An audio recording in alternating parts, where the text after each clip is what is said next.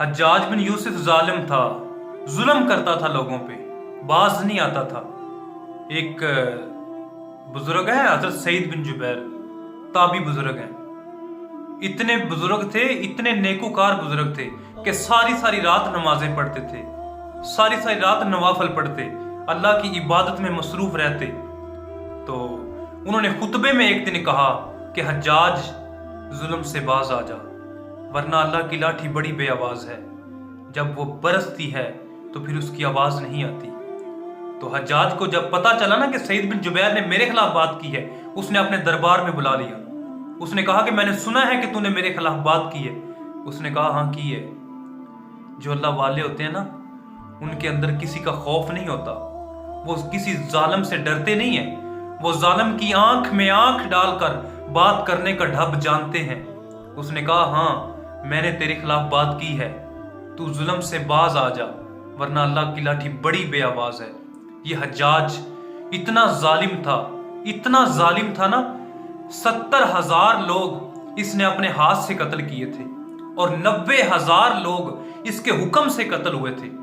حضرت حسن بصری فرماتے ہیں کہ پچھلی امتوں کے جتنے ظالم ہیں سارے لے آؤ، اور اس امت کا یہ جو حجاج ہے اس کو ایک پلڑے میں رکھو، تو ساری امتوں کے جتنے فرعون ہیں ان سے اس کا پلڑا پھر بھی بھاری ہو جائے گا۔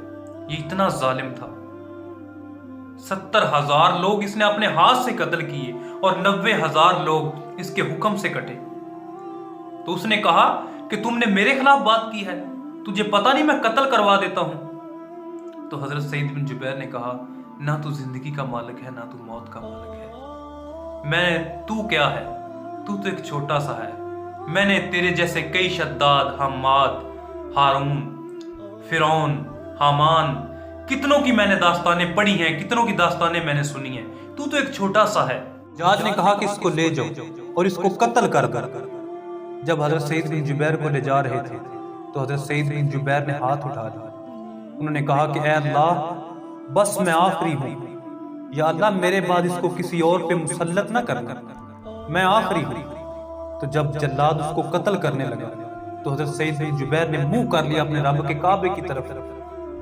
اس نے کہا کہ میں نے اپنے رب کے کعبے کی طرف منہ کر لیا، کرو مجھے قتل۔ تو حجاج بولا کہ نہیں، اس کا منہ پھیر دو، یہ اپنے رب کے کعبے کی طرف منہ ہو کہ قتل نہ ہو، اس کا منہ پھیر دو۔ تو حضرت سعید بن جبیر نے کہا کہ ٹھیک ہے، مشرق اور مغرب سارے ہی اللہ کا ہے ظالم پر پاگل ہو گیا۔ حضرت سعید بن جبیر کے حوصلے نے اس کو شکست دے دی، حضرت سعید بن جبیر کے حوصلے نے اس کو شکست دے دی۔ اللہ اکبر۔ تو جب اس کو قتل کیا، جب ان کو شہید کیا گیا، تو کہتے ہیں کہ اتنا خون بہا جتنا اونٹ کے وجود سے خون نکلتا ہے، اتنا خون کہتے ہیں کہ ہم نے آج تک نہیں دیکھا۔ حجاج کہتا ہے کہ میں نے بڑے بندے قتل کروائے ہیں لیکن اتنا خون نہیں نکلا۔ تو انہوں نے کہا کہ جب لوگ مرتے ہیں ان کا خون سکڑ جاتا ہے، لگتا ہے یہ شخص ڈٹ کے گیا۔ تو حجاج رات کو سویا تو سعید بن جبیر اس کو خواب میں ملے، کہتے ہیں کہ اٹھ اور بتا مجھے تو نے قتل کیوں کیا۔ ایک دن، 2 دن، 3 دن مسلسل خواب آ رہا ہے کہ بتا اٹھ اور مجھے تو نے قتل کیوں کیا۔ وہ گھبرا کے اٹھا۔ پھر ایک وقت حجاج پہ ایسا بھی آیا، بیمار ہو گیا، بیماری ایسی کہ کسی کو پتہ ہی نہیں چلتا کہ اس کو کیا ہے۔ بغداد سے حکیم آئے، بڑے سنیاسی آئے، بڑے حکیم، طبیب، اس کا علاج۔ انہوں نے کہا کہ تم میری مرض تک کیوں نہیں پہنچ پاتے؟ اس نے کہا نہ تیرے کو معدے میں دقت ہے، نہ تیرے کو مسئلہ ہے، ہمیں کچھ سمجھ ہی نہیں آ رہی کہ تجھے کیا بیماری ہے۔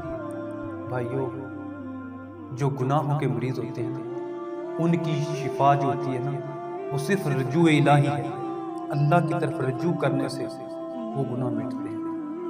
یہ دعائیاں جو ہیں یہ تو خوراک کی بد پرہیزی سے جو ہمیں بیماری آتی ہے، اس کی دعا تو صرف یہ ہے، لیکن جو گناہوں کے بیمار ہوتے ہیں اس کی دعا یہ نہیں ہے، اس کی دعا صرف توبہ ہے، صدقے دل سے توبہ ہے۔ خیر، انہوں نے بڑے علاج کیے لیکن پھر ایک حکیم نے کہا کہ ایک آخری نسخہ ہے ہمارے پاس، وہ آزما کے دیکھتے ہیں کہ شاید تو بچ جائے۔ اس نے گوشت کا ٹکڑا لیا اور دھاگے کے ساتھ ڈال کے اس کے اندر ڈالا، اور جب اس نے کھینچا تو اس کے اندر سے اتنے کیڑے مکوڑے بدبو نکلی، سارے اٹھ کے بھاگ گئے۔ वो भी उठ के भागने लगा। उसने पकड़ लिया, यार तू क्यों भाग रहा है? सब भाग गए। तो हज्जाज जब मरने लगा तो मरने से पहले उसने क्या कहा?